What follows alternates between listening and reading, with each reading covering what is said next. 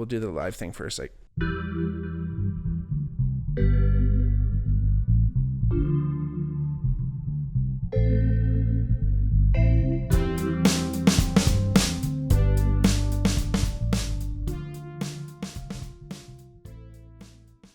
hey everybody, welcome back to Bigmark Podcast. It's me, your host, Bigmark.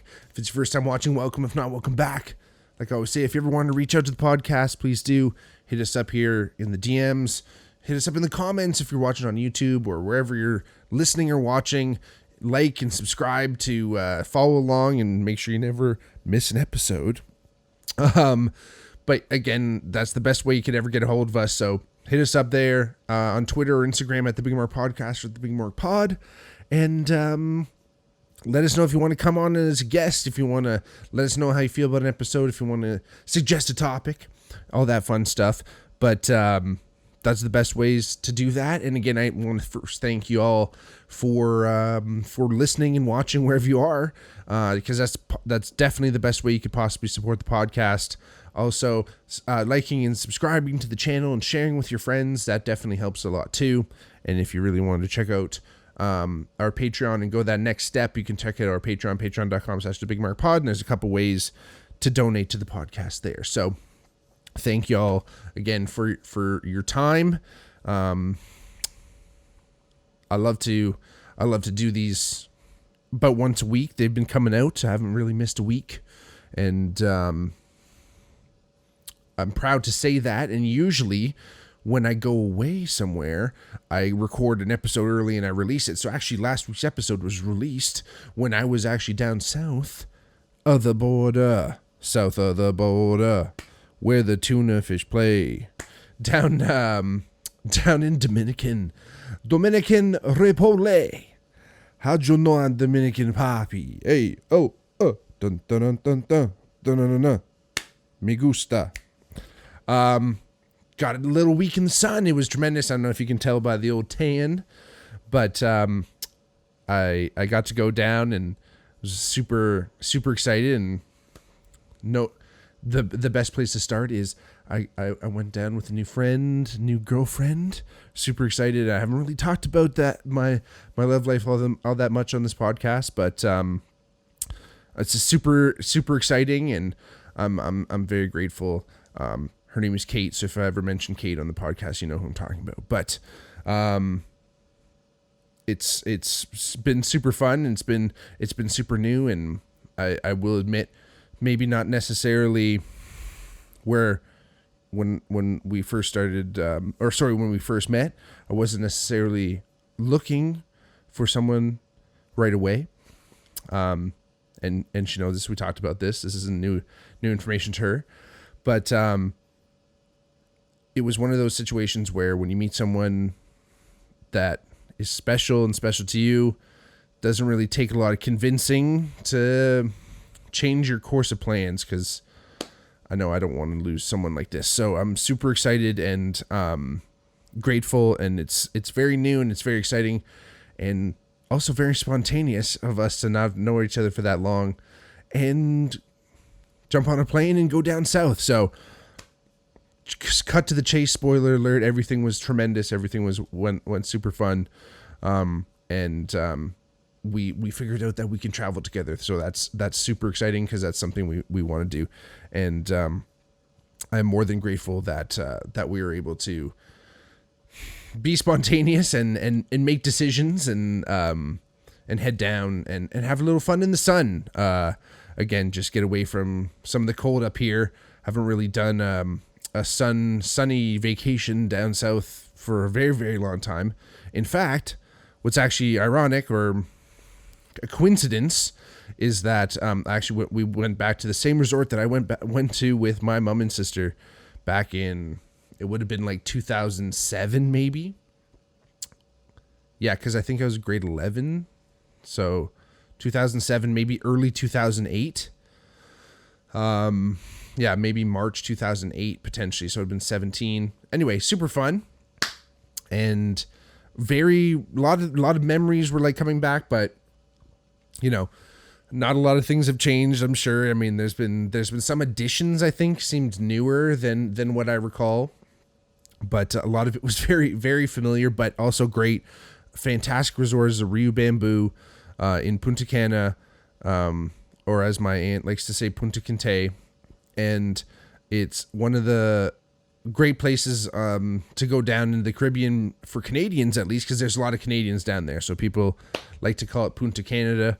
And again, fun in the sun for sure. However, I will say the weather wasn't always 100% cooperative, but it was still hot. So, I mean, again, especially compared to up here, I think there was about a 50 degrees Celsius swing between how cold it was up here in Hamilton and how warm it was down in Bavaro. So anyway, we went down with Sunwing. So WestJet flew us down there.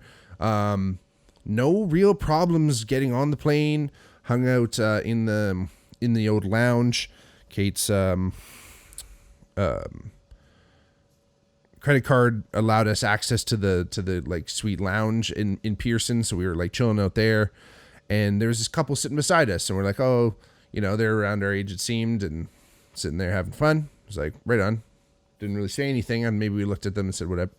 Anyway, we realized, oh look, they were on our same flight, and oh look, they're in our hotel as well, or they're in our resort as well. So we ended up meeting them, Matt and Sarah. They were from the GTA. They're from Brampton. And oh my gosh, I want to say Newmarket, maybe. Shoot. Anyway, I'm so sorry, guys. I hope you're listening, but if you're not, you don't care. But anyway, somewhere in the GTA. But they were super nice, and we got to meet them. And again, the flight in was super nice, and getting there, though, as soon as we landed, we got into like the lines for them to do like the customs check-in, and I'm pretty sure we were in line for like more than 2 hours. Like, it was pretty rough. Now, don't get me wrong. This is coming from a kid who, when I went to Germany a couple years ago, my flight got canceled and I had to wait at Pearson for 8 hours in a line. No shit. So really, I didn't really mind, and we were in the new place, and actually, it turned out that even if we got through, we would have had to wait that long for our bags anyway. So it all worked out. We got through real quick, got to the hotel, and we got there like kind of later. I think because of that long wait, I don't think it was definitely after dark. I want to say we like checked in pretty like maybe like 9:30 even. It was late. Anyway, we got to the room and it was aight. And but we just said, fuck it, let's like have a couple drinks. They had, you know, the drink dispensers in the room. You fucking hit those up, have a little Cuba Libres, a little Pepsi, and you drink that down, and we hit up the sports bar, which is like the late night bar that stays open in the resort, and we're drinking pina coladas and doing shooters. Maybe looked like maybe one of the waitresses was pregnant, but we're not sure. Maybe she was postpartum. Maybe her Spanx were just betraying her. But she was doing shots with some of the patrons. I don't know. Maybe she had a bottle of apple juice. Fuck. Hopefully she wasn't pregnant. Let's just put it that way. But Kate and I managed to drink ourselves pretty drunk that night. So that was super fun. Nice little intro to the Dominican. Get up the next morning and try to put the pieces back together. It was super fun. And our first plan of the day was to upgrade the room a little bit because it didn't have hot water. Now, don't get me wrong. This is full disclosure. As we were going down there, we decided to do, you know, just try to get our, you know, heighten the stakes, not necessarily make our own luck, you know, push the fates in our favor. I don't know here. Work with me, people here. Just imagine, if you will, a scenario where we may or may not have, and I cannot confirm nor deny that we purchased a fake engagement ring from Jeff Bezos, put it on a finger, and said that we were engaged to try to get a deluxe room. I might not say that. I may say that. But what I'm telling you right now, and as a representative of my client, who is myself, I can neither confirm nor deny that we did get such a better room that was deluxe, that had a nice bed in it with a pull-out couch and a walk-in shower, and it was very nice. And the staff treated us very nice, and Juan was a very good man, and he was compensated for his customer service. That I can neither confirm nor deny. Anyway, so moving on. So we get in there and super fun. We try to hit the beach. Now, like I said, weather was a little intermittent. Weather left a little bit to be to be desired. But it was still tremendous. Still get out on the beach. A little windy out there, but it's the fucking beach. Got in the water still. Little seawater in you. It was actually funny when I was down there scrolling. I found some information about like how the composition of salt water and your sweat are like very similar. So when your body actually senses that, all these kind of chemical reactions are happening. Super interesting. I mean, most of the time humans have congregated and evolved near water in some way or another. Mostly fresh water, obviously, because you can drink it. But even then, coastlines are important. The food was really good, honestly. Like, it's Dominican's kind of known for having better food than some of the other islands. I mean, sometimes Cuba isn't so great. I mean, at least when I was there. Buffets, and they had like a la carte restaurants that you could like reserve and go and have a meal there. And we had a meal at one of the steakhouses once, and then there was like a Mexican version one that we went to. So that was those were super fun. The buffets in the morning were great. Unreal eggs, great selection. Honestly, it's funny. It's almost like they had different foods every day, which is great to keep the mix up. But as soon as you found something that you really liked, you wanted to see it again, and all of a sudden they mixed it up. So it's nice that they definitely did that. And then there was this one lady who kept helping us. Her name was Carmen. She was sick. We were hitting everyone up with tips. Maybe that's why everyone loved us. There was a little bit more sun come Wednesday. We were hitting it up on the beach, hitting it by the pool. It's funny. The first day we got there, we were walking around. We realized that the swim up bar was like under construction and it wasn't full. While we're like, fuck, there's no way it's going to be done, by the end of this trip. But we definitely underestimated the speed and efficiency of the Dominican workers there, that are the resort people, because they got that thing running basically the next day. So we were out there hitting it up. I'm just trying to read my own notes here. Jesus, Murphy. Sorry, guys. So super nice, super fun to be out there. I think, one of those days, I as much as I say the food was great, I think I ate a little something that was like a little wonky, because I was like, just like feeling like, had like a chill, and like, I didn't throw up. I didn't even take a shit or anything. It just like, I just wasn't feeling it. So anyway, hit up the room. And then that night we went to a jungle party, which was like held at this like little party area that they had, that had like this like little waiting pool and this whole deck area, and basically like a concert venue with like a giant DJ booth and like go-go dancers and 2 bars, and it's fucking sick. 3 bars technically. And like guys in fucking gorilla suits and T-Rex costumes and foam fucking flying around. So super fun.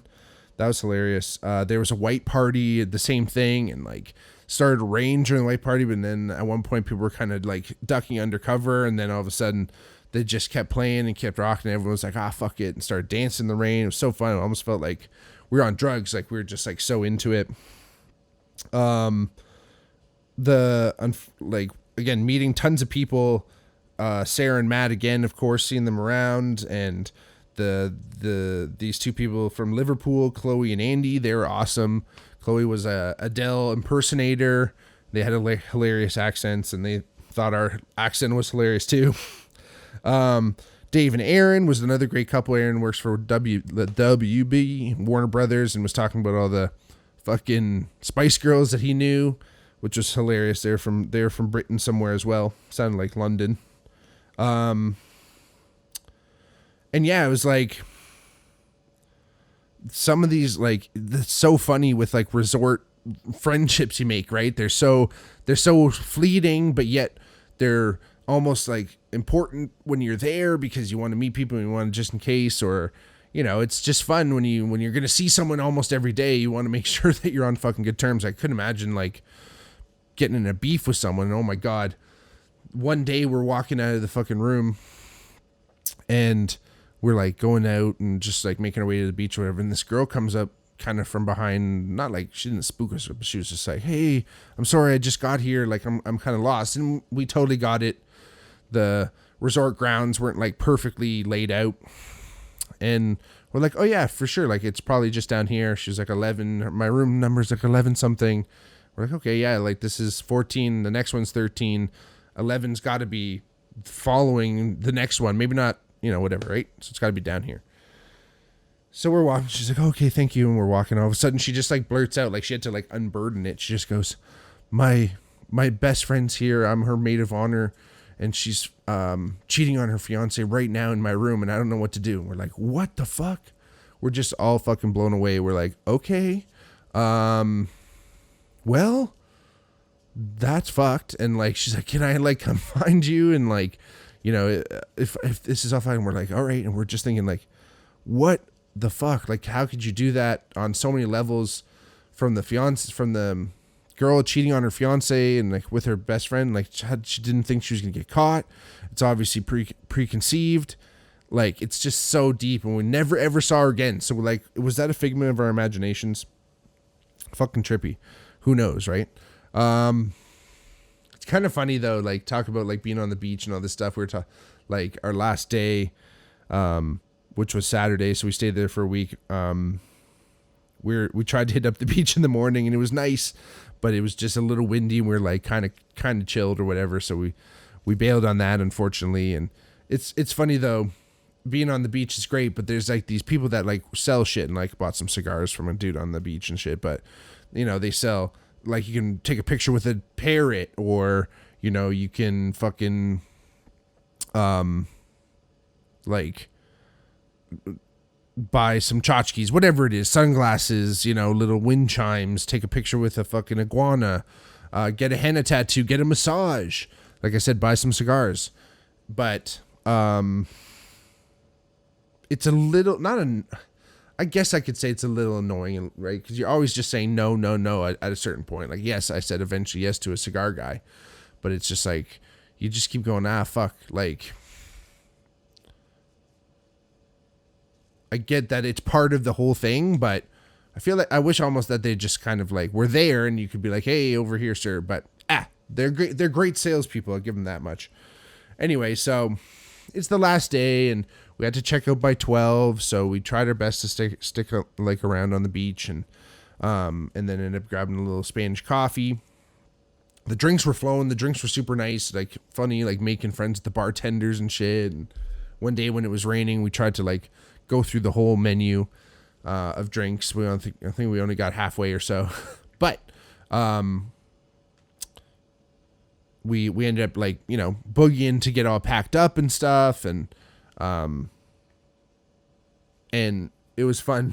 It was funny because, I mean, the night before we knew it was our last night, right? Like, you know, or I should say, well, no, I'm talking about the Saturday, but the night before we left,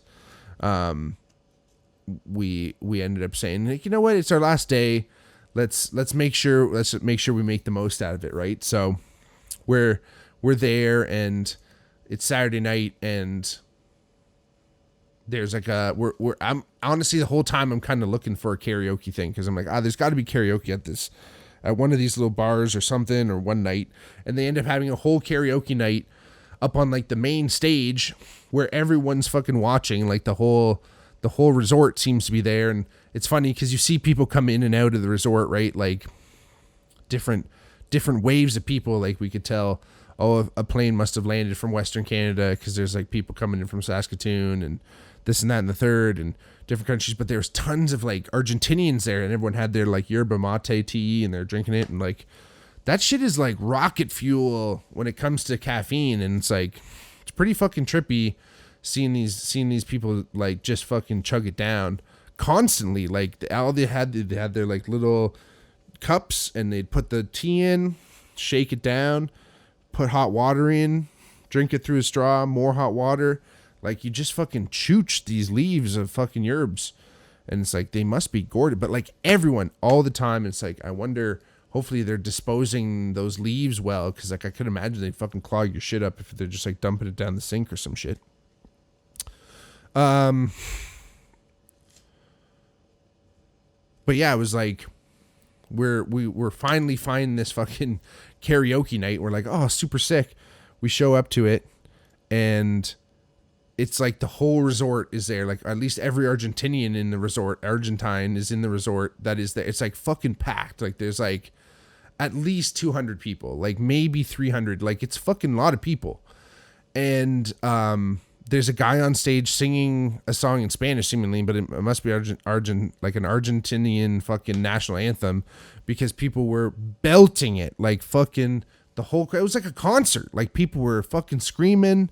It was insane. So, and then our friend Chloe went up and she did Skyfall. She did an Adele song, and I'm trying to fucking put my song in, but it's taking forever to download because everyone is using the Wi-Fi in that area. Anyway, I go up and I'm like, oh, can I put a song in? They go, it's closed. I'm like, what are you talking about? Like, you know, there's like a few people had went up, and I think what happened was a lot of these people signed up and they either chickened out because it was a big stage, and like, it would have been like, if you'd never been up on stage ever, it would have been something else. That's for sure. But, anyway, I end up going right up to the DJ. I'm like, yo man, like, can I get one song in? Like all these people are skipping, like there's gotta be room for one. Right. So anyway, he's like, nah, sorry. Anyway, and I'm like, fuck. And I'm so cheesed. I go back to the seat. Kate's there. I'm like, I go back to the seat. I'm like, so fucking disappointed. I'm like, damn it. Like, you know, what the fuck? All of a sudden I see the guy go, shh, and he calls me back up and he gives me his phone, and I put it in, and I'm trying to put it in English, but his phone's like auto correcting me to Spanish. And I'm just like, anyway, got my, and he gave my song, and I was kind of like fucking aw shucks. Like, I feel a little bit bashful being like, I want to go sing, like, let me sing or whatever. But he ends up letting me go up. And there was like a couple other great singers that went up too. Like I was like, fuck, this is like more than just karaoke. Anyway, get up there and I sang I Want to Know What Love Is by Foreigner, which is like basically my go-to karaoke song, because it's one of those songs, and I learned this from seeing the Darcys cover it, is that it starts in a way that not everyone really knows. They know it, like, it kind of blows your cover with karaoke because they show the title of the song and who does it first. But even then, they might not glean everything because it's by Foreigner and it's called I Want to Know What Love Is. But anyway, it kind of starts different. But as you get into the chorus, I want to know what love is. Everyone fucking like basically knows that part. And I'm like, shit, like I hope all these Argentinians know this. And like, I think Foreigner was a internationally known band, but I start singing these fucking jams, and it's like the whole crowd is like mad into it. It's like, oh fuck, it was so sick. So sang through it, I was like actually singing a little hard because I was so excited that everyone was stoked, and I had to like hold it back a little bit, but it was so fun. And so got that in, got a few more drinks in with Chloe and Andy. We ended up going to the sports bar again. So it was the Alpha and Omega, full circle. We started at the sports bar, we ended at the sports bar, and we're sitting with this couple from Liverpool. Well, these friends. It's her, Andy and Chloe were not a couple, but they were these two folk from Liverpool. They ended up meeting another couple from Liverpool who were older, and they start singing like the Liverpool fucking fight song and like all these anthems and shit. And then they start singing Yellow Submarine, you know, oh, Liverpool, like we're fucking whatever. We love the Beatles. They start singing Yellow Submarine, and we start singing Yellow Submarine too. And they're fucking looking at us like, what? How do you guys know Yellow Submarine?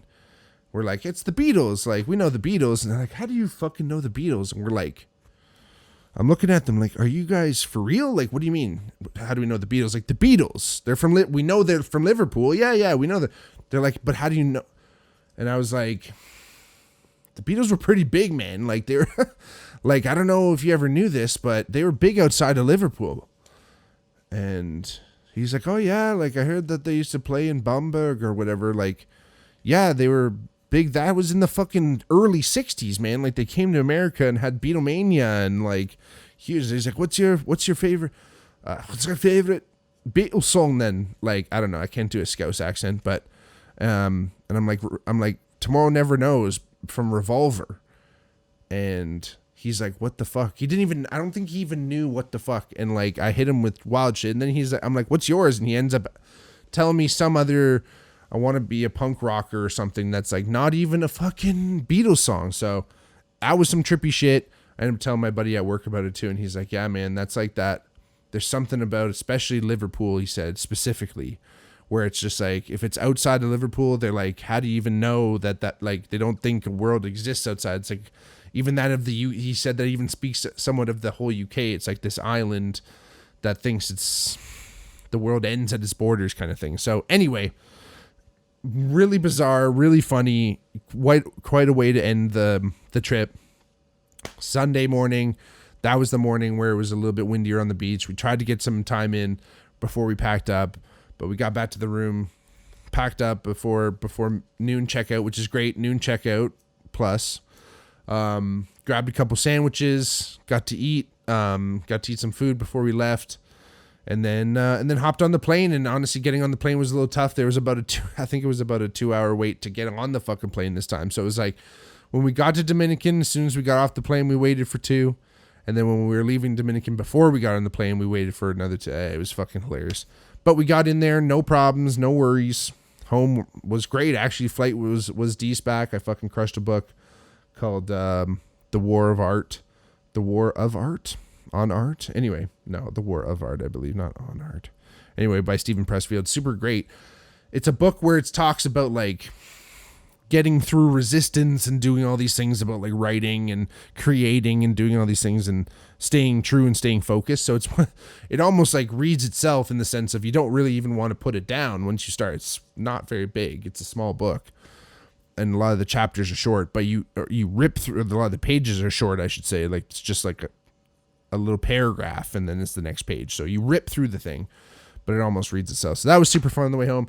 We were super grateful to have Kate's dad drive us to and from the airport. He picked us up, no problem. We ended up getting home a little later on Sunday. I think I ended up getting like home, I think around midnight, but I had a little bite, had a little shower, got a little in bed a little later, but got to work the next day, and here I am again, back in the saddle. So thank y'all for listening. Thank y'all for hearing me. And again, like I said, I don't always talk about some of the more serious things in life, but like I said before, I think in other relationships, I haven't seen the good that I had in front of me for my own reasons, and I think this time I do. So I'm lucky. I'm excited. Can't wait to see what trip we go on next. Thank y'all for listening. We'll see you next time, everybody. Adios, muchachos. Buenas noches. Buenos dias. Have a great day. See you next fall. Peace.